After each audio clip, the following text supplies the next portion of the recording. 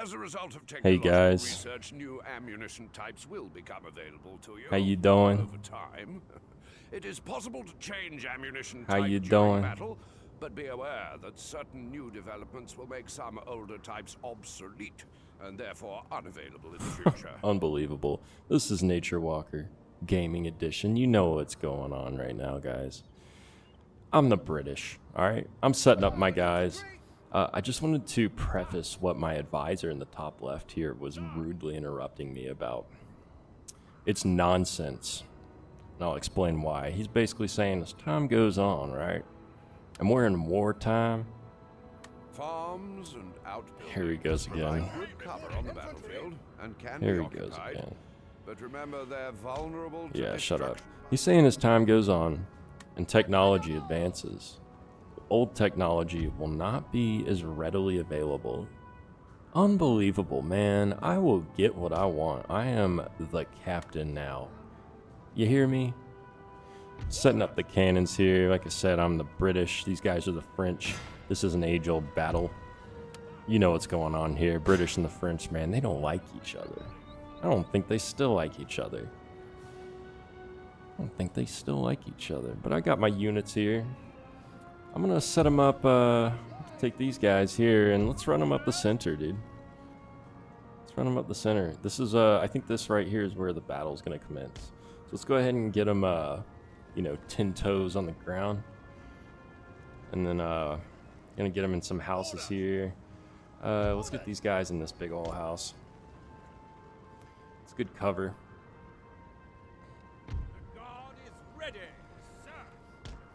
10 toes down.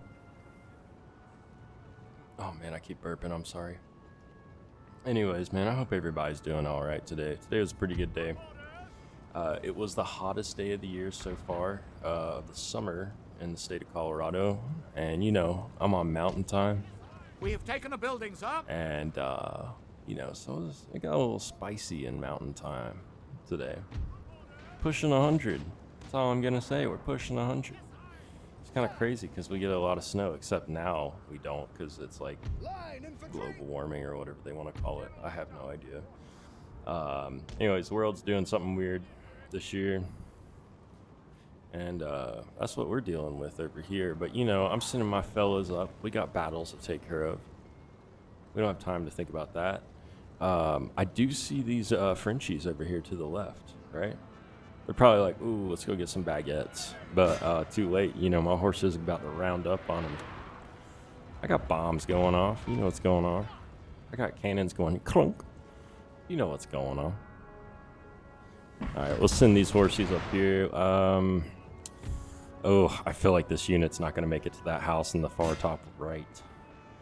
Let's go ahead and give these guys some covering fire, though. Yeah, setting up the battle, All the Frenchies got to do is line them up, and the Brits just got to knock them down. Oh, yeah. Alright, guys. So I have some really fun facts today that are based off of the Napoleonic Wars. And since we are playing Total War Napoleon, I'm going to share these facts with you. I felt like it was appropriate. Did you know that Napoleon was once defeated in battle by bunnies? Oh man, it wasn't this battle, I'll tell you that much. Our men are running. So, he was conquering Europe, years 1807, and the Emperor of France, aka Napoleon, was forced to flee from a little swarm of rabbits to celebrate the treaties of Tilsit. Napoleon's chief of staff organized the massive rabbit hunt. He bought thousands of domesticated rabbits instead of wild ones. When Napoleon and his guests arrived, rabbits were released, but instead of running away in fear, the domesticated bunnies saw Napoleon and thought, great, get the guy with the food. So they basically just kind of like attacked him. I think that's bananas, Foster. I'll tell you what, man. Could you imagine being a emperor, right? Could you imagine being an emperor and then all of a sudden bunnies show up and they dethrone you? Man. One other fun fact here. The scale of the logistics was terrifying in this time. People often don't realize that the Napoleonic Wars were essentially World War Zero. That's crazy. It's a good way to look at it. It was going down for real for a while, too. Yeah, it was, basically, Napoleon famously said, "An army marches on its stomach." To solve the issue of food spoiling on the long campaigns, the French government offered a massive cash prize in 1795, and it was won by a fella named Nicholas Appert, who realized that heating food inside sealed glass jars and preserving it, effectively inventing the precursor to the modern canning, is what made food last even longer in the battlefield. Now I got horses on horses right now, guys. I don't believe what happens when horses clash. You can just call them battle horses. Good grief, man. Telling you, down the center's where it's going down. Okay. Here's another fun fact about the Napoleon Wars. This one's titled The Sledgehammer of 1812. And she states, when Napoleon invaded Russia in 1812, his Grand Armée consisted of over 600,000 gunned-up fellows. That was the largest military force ever assembled in European history up until that point. Less than 6 months later, due to the brutal winter, disease, and scorched earth tactics all over Europe, only about 100K of them fellas made it out alive. Now I want you to think about it. I've talked about kings in the past, you know. Talked about basically emperors, but I haven't said emperor. But they get a little upset. And I'm getting upset, man. I tell you what, I'm about to go king mode on this. I want this battle to commence with these horses here. I'm moving them into diamond mode.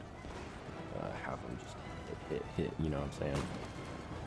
It's crazy because another little interesting tidbit is the brutal gold rush of this time is fascinating. So after the massive battle of Waterloo in 1815, tens of thousands of fallen soldiers lay dead on the field. Scavengers poured over the battlefield and pulled thousands of intact teeth from the young corpses. These teeth were shipped back to Britain to make high-end dentures for the wealthy, which became known as Waterloo teeth. I think that's what rappers should call them when they get grills. Don't call them grills. Grills is what you cook a good old beef on, you know? Good old wiener on. Call them that Waterloo tooth. That's a flex right there. Yo, cuz, what you got in that mouth? You know, Waterloo teeth. Right? Reppin' that Waterloo, what it do. I smile and it shines. What that Waterloo do? Man, we got horses. We got horses, actually. We won. You know, we're gonna let them have it. I'm not done. I'm gonna freaking make sure we get all the corpses we can get so we can get them Waterloo gophers. You know what I'm saying? All right, we'll see what poor fellas are running here. Okay, these guys look like poor saps. Let's get them. Sir, our general is under attack.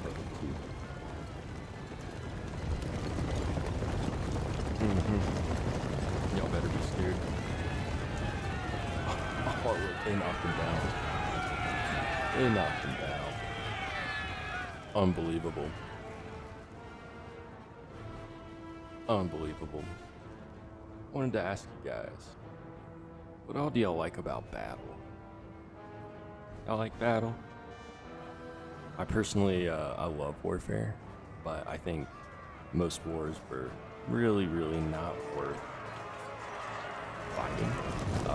Now some may disagree, but I feel like a lot of them were just people getting mad at other people that had power, so they sent the little guys in. Yeah, let's go ahead and just cash this out. Yeah, we're at close victory. Man, we won. Look at these numbers. They had more than us too, and we're over here scrapping them up. Let's go, Great Brit. Shout out to my Brits. All right. So, I'm going to cover another fun fact with you. This one is titled The Ghoulish High Fashion of the Battlefield at This Time. If you look at uniforms from this period, regiments like the French Imperial Guard or the British Elite Line Infantry wore massive, tactical 12 to 18-inch tall bearskin hats. That's crazy. They don't even have bears in Europe anymore, at least in Western Europe. But there was a terrifyingly practical psychological reason for this. It made them look like giants. I get that, man. Now, you might be like 5'10", and then all of a sudden you got another 12 inches on your head, and then all of a sudden you're 6'10". I mean, it's got to be heavy because you got bear on your head, right? But I'd be a little bit scared. I always wonder how those tall guys, or the tall hats, just stay on their head. How does that happen? Someone explain that? I bet you they glued it. They had to have. Guys, thank you so much for hearing me yap.